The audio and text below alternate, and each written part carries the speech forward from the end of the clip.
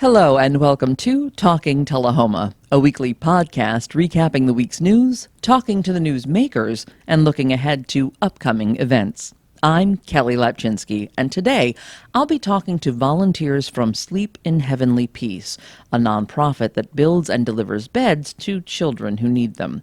After the interview, stay tuned to hear about events that are on tap in the weeks ahead. But first, here's a look back at the week ending Friday, August 15th. Now, first up, if it was a slow week in Tullahoma last week, this week has made up for it. To start, over the last weekend, ground was broken on the joint industrial park for the new Coffee County Health Department. Until 2022, Manchester and Tullahoma operated separate clinics, but the Manchester location closed 3 years ago due to staffing shortages. The consolidation of all services to Tullahoma was meant to be temporary until a new $5 million facility could be built in the industrial park, but that process has taken some time. The site plan for a new 11,000 square foot facility was approved last June, and a Murfreesboro-based construction company won the building contract in February. If weather permits, the new facility is expected to be completed by the new year. Now, on Monday, the city released its $1.5 million road paving plan, a plan that will see approximately 6 miles of roads resurfaced over the course of the fall and next spring. For the most part, the roads listed are in residential areas, but there are 1 or 2 public thoroughfares worth mentioning. A well-traveled portion of South Anderson Street that stretches from East Lincoln to the Viaduct is on the list, and so are 2 roads in the southeast quadrant. South Washington Street from East Deckard to East Volney, and Old Estill Springs Road from Yeager Street to the city limits. Now, those are parallel roads that serve one of the city's largest industrial employers, so take note if you live near Cubic Transportation Systems. All work will be scheduled as the weather permits, and as the work begins, closures will be posted on the city's website and its social media pages. Now, also on Monday, a federal judge issued a gag order in the Nearest Green Distillery lawsuit. Last week, I told you the company has defaulted on more than $100 million in loans from Farm Credit Mid-America, and that the lender wanted to lock down the remaining collateral and put a receivership in place to manage that business. Now, that's a simplified version of the story, and what I didn't include was the social media storm that was brewing as co-founder and CEO Fawn Weaver attempted to try her case in the court of public opinion. Well, by the start of this week, the actual court had had enough of that. The judge in the case, Charles Ashley, demanded that the posts stop. He also ruled to freeze the company's assets while he considers his ruling on the receivership, and that ruling is expected soon. On Monday night, the Tullahoma Board of Mayor and Aldermen met in regular session, but before the board got to its regular business, the floor was open to citizen comment, and a group of interested parties took the lectern to speak on behalf of the Soapbox Derby. The local qualifying event has produced 2 world champions since it began in the year 2000. But it was cut from the city budget this year after the event was canceled for lack of participation in April. Now, discussion about the loss was passionate, with past winners and family legacies in attendance. But even as they made their plea to city leaders, speakers like Joseph Thomason made it clear that the mantle of this community event could be taken up without anything more from the city than the required permits. Now, Dr. Thomason shared some great ideas with the intent of getting the city to add the Derby back to its agenda. But if you listen to these ideas, you can hear an event taking shape that lacks only an organizer and a corporate sponsor. Cities aren't required to be the primary sponsor for qualifying rounds. Race programs are often sponsored by civic clubs, business firms, and service organizations. Now, that, of course, was not what Dr. Thomason intended with his plea, but it's worth noting there are service organizations in town that are looking for a new cause, and the Derby doesn't have to go away just because the city isn't funding it. Today, I'm going to share what Dr. Thomason had to say. He went a bit over his allotted time. I'll be back in 3.5 minutes. As a proud parent of multiple Tullahoma Soapbox Derby champions who one day hope to return to this community as engineers, I can tell you that this program has many long-reaching benefits. I wanted to talk with the board tonight about some ideas that could improve the event and hopefully cut costs, just things to think about when you consider putting this back on the agenda. So number one, there should be better promotion overall. This should be an annual event that the community expects to happen, much in the same way that they look forward to their July 4th celebration. Advertising should be done early and seen across multiple forms of media. I believe promotion should start with our annual Christmas parade. I mean, why not put these winners up on a float and let other children attending the parade see kids their own age being celebrated for their accomplishments. You can put a banner on the side that can let parents know when they can sign up. We could also bring winners to Talking Tullahoma, put them in Goodreads, and have them interviewed just to kind of keep people talking about this so they know it's a thing to look forward to. That way other people can hear about their experience and can potentially find out how to join in on the fun. Number two, the event needs to be fun for the entire community, not just the racers. Currently, our derby is mostly attended by families watching their own child, and we need to encourage other people to come and watch by bringing in food trucks, bounce houses for younger children, maybe give space for local vendors to promote their services. It should be a party on Lincoln Street. I suggest that we open up the event for businesses and other community members to maybe buy a chance to enter their own car for a fun run. This could be promoted as more of a Red Bull style event where the goal is not necessarily to be the fastest down the hill, but rather who can put on the best show. And this would be exciting for people that don't have a kid participating in the event, and it would also fill in some of the downtime that naturally develops towards the end of the race. In addition, the extra fees paid by these teams could be used to cover the youth's costs. And number three, I see no reason why we can't obtain corporate sponsorship for this race. We are blessed with multiple engineering enterprises in this town. Donations could be used to pay for simple things like trophies. We could advertise on the side of the vehicles. What kid wouldn't love to have a shiny first place trophy brought to them by Amentum? And finally, I have a letter here, and some of you guys should have a copy of that in front of you, from the director of UTSI, Dr. John Schmischer. I have a copy for you guys to read, but I wanted just to read his summary because I felt like it sort of brought home the point. Sustaining and growing our wonderful community of Tullahoma requires the development of a technically sophisticated local workforce that can meet the needs of AEDC and serve as a strong motivation for recruitment of tech-intensive industries, particularly those focused on aerospace and defense. It is hard to imagine any activity providing greater inspiration to a future rocket scientist than having an opportunity to design, build, and pilot their own high-speed vehicle in an event like the Tullahoma Soapbox Derby. Events like the Derby provide evidence that Tullahoma is committed to developing a world-class technical workforce, which is a key attribute sought by technically intensive organizations. And as a result, events like this could ultimately wind up benefiting all Tullahomans. Now, the amount cut from the budget was $5,000. And thank you, by the way, Dr. Thomason, for the shout-out from the lectern. Talking Tullahoma will be happy to help promote the event whenever it is revived. Now, I like to think that Talking Tullahoma is an equal opportunity promoter. I often tell you about events throughout Coffee County and the surrounding area that I think might interest you. Well, today one of the venues I mention frequently needs your help, the Manchester Arts Center. The center is operated by the Municipal Arts Commission, and though you hear about it most often as the home of the Millennium Repertory Company, the Arts Center serves Manchester much like South Jackson serves Tullahoma. It's a community hub. Now, South Jackson couldn't survive on donations alone, and neither can the MAC, but South Jackson pulls more grant money. Without the MAC, the Manchester Theater Group will lose its home, and here's the thing. A lot of Tullahoma actors are invested in the MAC, where the spirit of amateur community theater is still very much alive.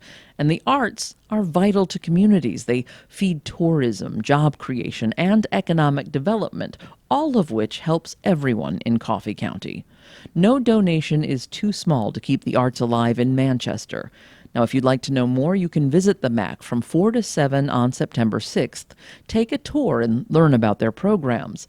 But if you don't need to take a tour before you donate, visit the Manchester Arts Center on Facebook to find a link to donate online.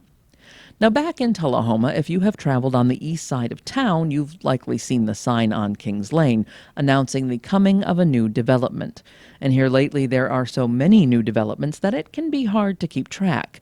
The construction on Kings Lane marks a $4.5 million project that will see the addition of 19 single-story townhomes next door to the Tullahoma Surgery Center.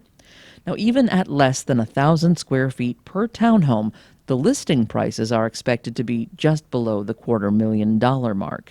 Clearly, these are not the answer to the affordable housing problem we talked about with Alderman Matthew Byrd. The one-level townhomes, called Kingsborough by Harper, are more targeted toward the senior population that's looking to downsize and to eliminate stairs. But it's just one of 7 projects for the area's largest home builder, Joe Denby. And he's not alone. At one point or another in the last couple of years, 18 new developments have been approved by the Planning Commission, and those developments will bring nearly 600 new housing units, from townhomes and apartments to new subdivisions. And that number doesn't include the Summerlin mixed-use project on North Jackson Street, which will bring nearly 1,000 units more. But before you balk at the growth, here's something to think about. It's growth that we desperately need. Tullahoma runs on sales tax, but we're already seeing a very real threat of closure in organizations large and small. Our hospitals need help. Our senior citizen center needs help. We're raising property taxes to cover expenses, and we're cutting programs like the Rock Creek Concert Series and the Soapbox Derby. The signs are there, and as federal dollars are also cut, we're going to need more community dollars to pick up the slack. Now, a community problem needs a community solution, and affordability has been a bit of a theme this week, from affordable road repairs to affordable housing. But if putting a roof over your head is the first hurdle, putting furniture under that roof is the next one. In any population, roughly 3% of children are sleeping on the floor. Now, based on our population, that would be as many as 600 children in Tullahoma who don't have a bed to sleep on. Fortunately, there are volunteers who are working to change that. The South Pittsburgh chapter of Sleep in Heavenly Peace is working with volunteers in our area to build and deliver beds for kids in need. But that's a bit of a stretch for a chapter based nearly an hour away. Today, local volunteers Jeff Brumfield and Parker Lowndes tell me why there's a need for a new chapter in Tullahoma. As we join the conversation, it's Parker who is speaking. There's several parts of it, so let's start talking a little bit about the actual beds. There are a group of volunteers. We all volunteer our time, and then there are quite a few local companies in the local area that support us because it's a costly matter to build beds and to provide free beds to these children and families. To begin with, the wood processing side of it, there's a group of volunteers here that take raw wood, we rip it to width, we cut it to length, we prepare the wood, and then we have groups that do what are called bed builds. So, for example, if you have a Rotary Club or a Lions Club, or and I'll use Estill Springs Baptist Church because they are one of our distribution centers, they will have a bed build. And so we will go set them up with all the tools, all of the raw lumber ready to assemble into beds. And so they do all the drilling, the sanding, the staining of the materials, and get these beds where they're ready to go into a distribution center and then go into a home site. Now, is the wood donated by sponsors, or do you fundraise for collections? How do you get the wood that you're working with? Different chapters do different things. Our local chapter does a combination of two things. Lowe's is one of our sponsors. So through Lowe's in South Pittsburgh, we get most of our 2-by material. And then we have a local lumber yard that supplies all of our 1-by material. And so these are all kiln-dried wood that we then have to cut. So part of it is purchased, and then part of it is actually donated. And then through the volunteer labor force, we as a group of men and women come together and prepare the wood to the proper width and size and length. Now, how much experience do you have to have with woodworking to be a volunteer for this kind of an effort? You have 2 hands? Yeah, got to have 2 hands. Make sure you have all your fingers. We try to make sure that we keep all of our fingers. So, as far as that goes, I would say probably half of the volunteers that we have got woodworking experience, and the other half don't have any, but they're there to, it's like any team. You have all kinds of jobs, and so there's a job for everybody.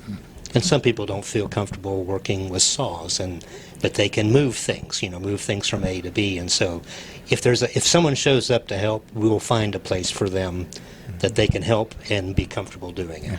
So there could be anything from sawing to sanding to drilling and toting. Stacking, just is a big thing. Moving Yeah. material from one place to the other is probably the hardest part. Yeah. And then, of course, there's also delivering the beds to these children who need them. So I imagine that's a whole nother volunteer effort. So after the bed builds, then when somebody has a need, they typically go into the Sleeping Heavenly Peace website, they put in a request, and then a team picks up that request. A local team, local chapter picks up that request.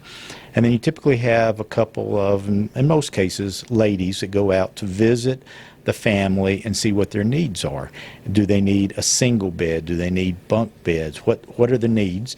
They also ask the children, do they have like a superhero or something? Because they try to make these beds something that these children, have, a lot of pride in. Because first off, they're getting their own bed. Right. But if you have a little girl and her superhero is Cinderella, if you can give her a Cinderella pillowcase or a Cinderella comforter, those just make it even over the top for them. And, there's going to be a lot of pride there, I would think, too, because not just someone who came from a shared bed getting their own bed. That's one sense of pride. But if you were sleeping on a pile of laundry or the floor, Or an old dog mat, or just blanket. getting a bed, period, you're taking it over the top with that special Cinderella pillowcase. Yes. So there is a team that does that. And then there are other teams. For example, there are several churches that do the bed linen drives. So they go out and will do a drive to purchase pillows and comforters and sheets and whatever else is needed, waterproof pads for the mattresses. Then we have several local companies that we buy mattresses in bulk with. I was going to ask, because I can imagine the drive for the linens is not too hard, getting mattresses to go on these beds. And they do it at cost too, right? Yes, and these companies buy and sell these to our chapter at cost. And so Nice. it is amazing amount of love in these communities that you see. They just the outpouring of love and generosity is just amazing. And just over the last 2 years, our chapter's been around for a little over 3 years now, but just in the last 2 years, we've had probably approximately $130,000 worth of donations, which make our dollars go even further. So that we can build more beds and get them into more families' homes. I think one of the most telling things for me when I was looking into this, as I mentioned before, I had not heard of this organization. So I looked into its founding, and the founder had made, I don't know, a bed for his family, or they had an extra one. They just put on Facebook or one of the social media channels, who needs a bed at Christmas? Yep. And they got 11 responses and had the one bed. Yep. And said, you know what, we're going to make the other 10 too. And instead of people saying, I want, people said, how can I help? How can I help? Yep. And that was a very powerful story to me. And I think there's a lot of that happening here with yes. the build and the linens and the mattresses. So I think there's something really solid here. So again, you're looking to branch out and get out of in addition to South Pittsburgh, Yes. I mean, not say get out of, but come into Coffee County as well. So how do we stress the need to bring that kind of thing here? Well, and the way I got involved with it was working with the Isaiah House. So our local Isaiah House supports Coffee, Grundy, and Franklin County. So the Franklin County and Grundy County side of working with that organization, is how I actually got involved working with the Sleep in Heavenly Peace beds, because they supply the beds for there. They also will supply them in the Coffee County, but it's just it's not set up because it's outside of our region. And just as you said earlier, just the logistics of moving stuff, getting the build teams together to build the beds, get them to the distribution centers, then doing the family interviews. Another part of that we didn't get to, and part of it is that we actually have teams that will coordinate with a family. And you may have a team that goes out and goes to 8 or 10 different houses on a Saturday and installs. They go in, they actually bring the beds in and build them, finish assembling them there, put the mattresses on, make up all of the beds, and have the children come in and have this enjoyment of watching this bed. And that is one of the most rewarding parts of it. If you can ever be on part of the team that does the bed deliveries, that's where you see all the smiles and I imagine all bright that eyes. volunteer effort pays off right there in that moment. Yes. Yeah. Okay, so Jeff, tell us how you are involved in the program. Well, I know Parker. So are you one of the volunteer hands Yes, involved I in am. I am. And so how many of these do you guys build, or how often do you get together to build? Is it according to need? Do you build ahead of need? There's a published demand of materials. And then when we start getting short on materials, then we'll coordinate a milling session. And so typically we do it at the Lutheran Church, Trinity Lutheran, here in Tullahoma. And typically we try to know it a week in advance so we can actually announce it from the pulpit. Because most of our volunteers come from the Lutheran Church or from Parker's church. Yeah, I'm in the Winchester Methodist Church. Okay. And so we'll collect together, and typically we'll have like 6 to 8 folks that will show up. And we'll cut, we'll cut most all day, regardless. Sometimes 2. and the Lutheran Church actually provides a building that we can use. We keep all our tools in there. We keep all the finished products in there, but it's really not big enough, given the wood that we get from our donors, that we pretty much have to still mill outside. And so we're milling out there when it's 90 degrees or when it's 20 degrees. And so typically we just we cut until we get too hot, too cold, or we've met our need.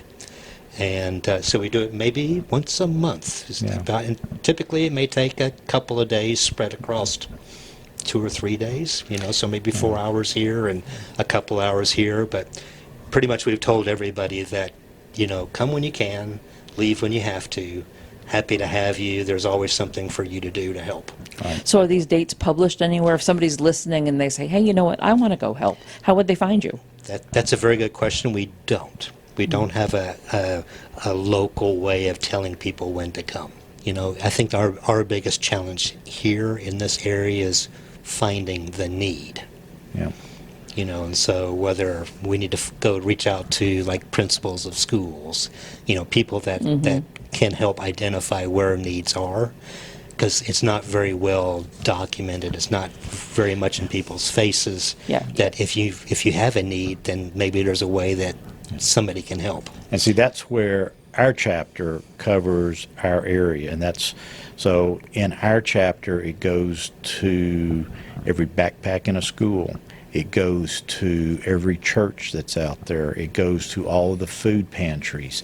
So that's why a chapter is needed in Coffee, Bedford, and Moore County, because we have reached the edge where we can really logistically work, and we actually are spread thin. That's why Lincoln County, stood up a new group with them, because that was definitely way out on the very fringes. And so, right now, that is why the need to have a new chapter here locally needs to start up.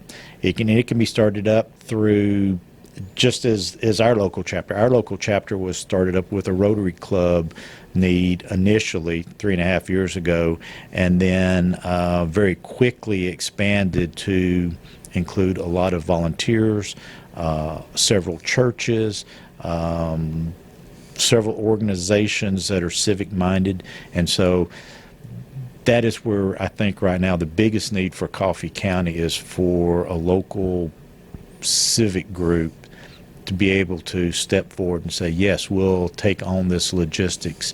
And you can start small and grow, but that's one of the things that's kind of nice is that since it has a lot of support and a lot of help, it's there for whoever wants to step up. And then when this chapter starts, then they can do the same thing as all the other chapters. And just as Jeff said, it gets the word out that here is a need. And it's surprising. The first year that the South Pittsburgh chapter stood up, I think they built a little over 300 beds the first year.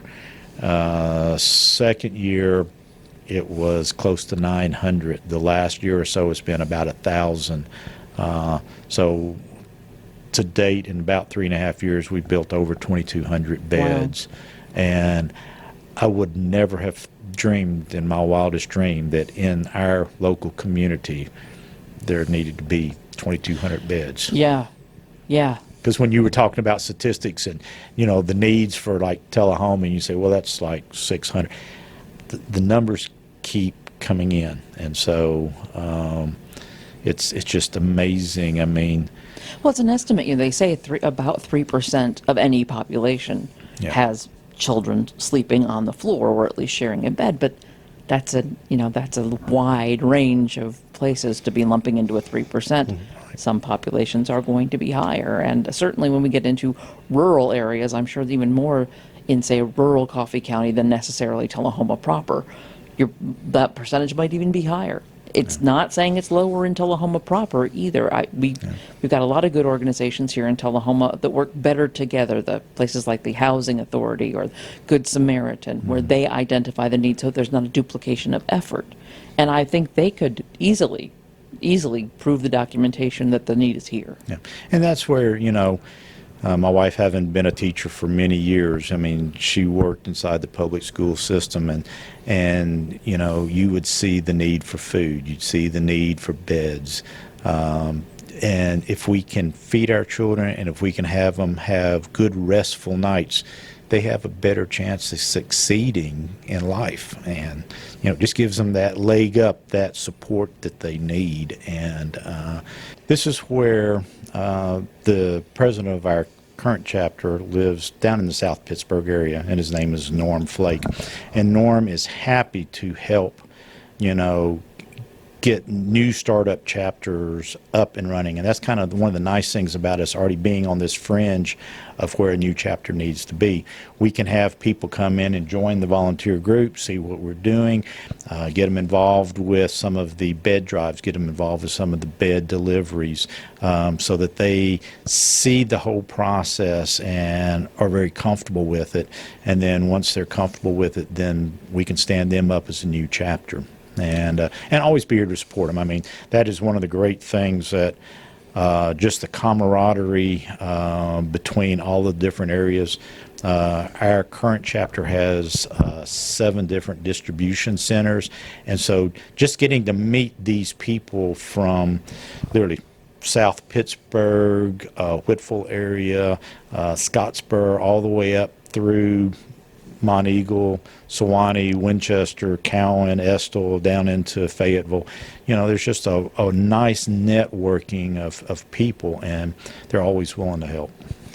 Now, if somebody's listening and they say, hey, you know what I can do? Maybe I'm not going to be there on a build day or don't know where the build day is, but I can donate some linens. Yeah. You know, first of all, are you taking gently used, or are you really hoping people donate completely new for this child's first bed? It's all new. All new stuff. So it's all new pillows, all new linens, all new comforters, brand new mattresses.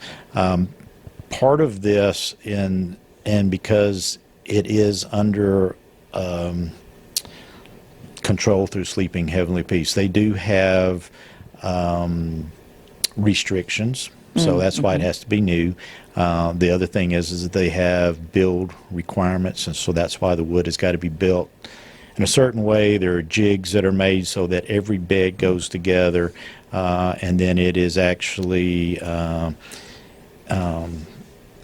got the logo of Sleep in Heavenly Peace on it, so they know that it comes from that organization, so that it's been built to a quality control process. Oh, okay. I had actually seen it was basically like wood branding on these beds, and I Yeah. wondered why that was, but that's because of strict standards. That's nice to know. So it is branded with the name so that they know that this comes from this organization, and this organization then stands behind the process. And that's why during the bed builds, there are always key individuals that are there that are making sure things are always being built. And the nice thing about it is everything has got a jig and a fixture, and it only goes in one way, and that it can only be built one way. And so it's, as we in the manufacturing say, it's been pokey oak, so it's simple. Anybody can show up and do just about every job that's there.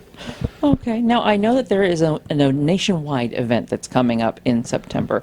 Is your chapter taking part in the Bunks Across America? Good question. I'm sure that we are, just because of the communication that goes on with the national headquarters.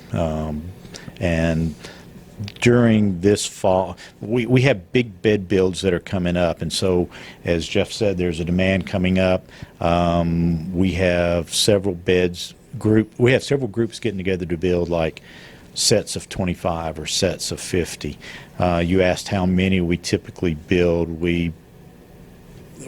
Right now, and it just never ceases to amaze me, over the last 3 years, we've averaged around 800 beds a year. Nice. And it falls off a little bit in the summertime, but as school is picked up right now, we see an increase again, usually towards the end of the year, Thanksgiving, Christmas, New Year's, early part, there's a big spike in need of beds in that time frame. So yes, there's always a need, and that's the other nice thing, like I said, with all the chapters that are out there, this networking, if volunteers are needed or expertise is needed or things need to be shared, that is where part of the interaction between these different chapters really comes into play. And I do think one other thing is you talked about how people get the beds. It's like we're kind of on the fringe of counties, at least in Tullahoma and Winchester. We have people that are like in Manchester, that need beds. So even though they're not necessarily in the coverage area, that need is trying to be met. And whether that's whether we have to make personal calls to make sure they get on a list, but our ultimate goal is make sure where there's a need that it gets satisfied no matter where it actually is. And there's a motto, I believe, for this organization. What is that? No child sleeps on a floor. No child sleeps on the floor in my town, and every town is my town. Yep. And just a little past history, this organization started up in 2012. It had a very small handful of chapters initially. Mike Rowe, that does, the dirty jobs, happened to be driving by and see one of the bed builds in an open parking lot, because all the bed builds typically are in open air areas. If the weather is inclement, they have tents and covers. But he stopped and just inquired. And then once he filmed it and he put it out inside of his arena, there were how many? There's 170 new chapters formed in a year. Wow. So between Mike Rowe and Guy Fieri, they're the biggest business boons there And I think are. there are more than 300 chapters now, right? There's over 350 now, yeah. And more than 300,000 beds have been made and delivered already. Right. And right now, nationwide, there's the portal. If you go out and look at the portal, it'll tell you what the needs are. And I think right now there's about 150,000 beds needed that are known. Wow. That have been put in the portal that these chapters are trying to support and build for. In that interview, Parker mentioned his involvement with Isaiah House. Now, if you're not familiar with that organization, it provides safe shelter for children who have been removed from their homes and are waiting to be placed in a foster home. And something I mentioned was Bunks Across America. Each September, local chapters host a flagship event where their communities come together for a large, coordinated bed-building initiative. This year, the organization hopes to build more than 10,000 beds. To find out more about the organization and how you can volunteer, donate, or help start a local chapter right here in Tullahoma, log on to shpbeds.org. And if you know a child who needs a bed, you can also register the need on the same website, shpbeds.org. Now, we're running long today, so we'll have a new book chat for you in next week's episode. Until then, here's a look at what's happening. The Tullahoma High School football team is gearing up for its first game of the season on Saturday the 23rd, and TUA will help the team celebrate with its annual tailgate party at Fraser McEwen Park. Meet us near the baseball field pavilion at 3:30 on Friday the 22nd for pizzas and drinks from our partners at First Vision Bank. And we'll be giving out free Wildcat t-shirts to the first 250 students, K-8, who arrive. Then on Saturday, Scott Chastain and Ken Keller are back with all the play-by-play action. You can watch the game live on LightTube Channel 23 or listen to it on 93.9 The Duck. Fans of the Beatles won't want to miss the one-night-only appearance of the Wanna Beatles at South Jackson later this month. The Grammy-nominated band recreates the biggest hits of the Fab Four era while also entertaining audiences with their onstage antics. Tickets start at $20 online at southjackson.org. The Highland Rim Bicycle Club's annual ERV 100 is set for Labor Day weekend, and there are 3 scenic rides to choose from: the 31-mile, the 62-mile, and the 80-mile. And then there's the original ride, the Elk River Valley 100-mile. Kickstands go up at 7:30 Saturday morning the 30th after registration at 6 a.m. at West Middle School. The $80 race fee is the same no matter how far you ride, and proceeds benefit Pedal for Alzheimer's. Find out more online at pedalsforalzheimers.org/2025 Elk River Valley 100. If you listened to the podcast last week, you know renowned bluegrass artist Becky Buller is getting ready to release a new album, and you can celebrate it with her in Manchester in September. She'll be live at the Old Schoolhouse, otherwise known as the Noah Community Center, at 2 o'clock on Sunday the 7th. The doors open at 1. You can get your $20 tickets online now at beckybuller.com. Each year in September, the Tullahoma Fire Department climbs the stairs at the high school football stadium in full gear to honor the first responders who lost their lives in the 9/11 terrorist attacks. This year, the community is invited to participate. Be forewarned, firefighters in the World Trade Center climbed 2,200 steps, the equivalent of 110 stories, and that's what the memorial climb is meant to symbolically recreate. The event will begin with an 8:30 sign-in on the morning of September 11th. All participants will receive a T-shirt as long as you register before the 28th, and you can do that on the city's Facebook page. Look for City of Tullahoma TN. And that's what's happening. Thank you so much for joining me for this edition of Talking Tullahoma. If you've got a story or an event that you'd like to share on the podcast, call and leave me a message at 571-7186 or email news@lighttube.net. I'll be back soon with more of what makes Tullahoma tick. Until then, you can listen to Talking Tullahoma on Spotify, Apple Podcasts, and Amazon Music. New episodes drop on Thursdays. Please rate and review. For the video version, follow us on YouTube. Just search for TUA LightTube. I'm Kelly Lepchinsky. Catch you next week.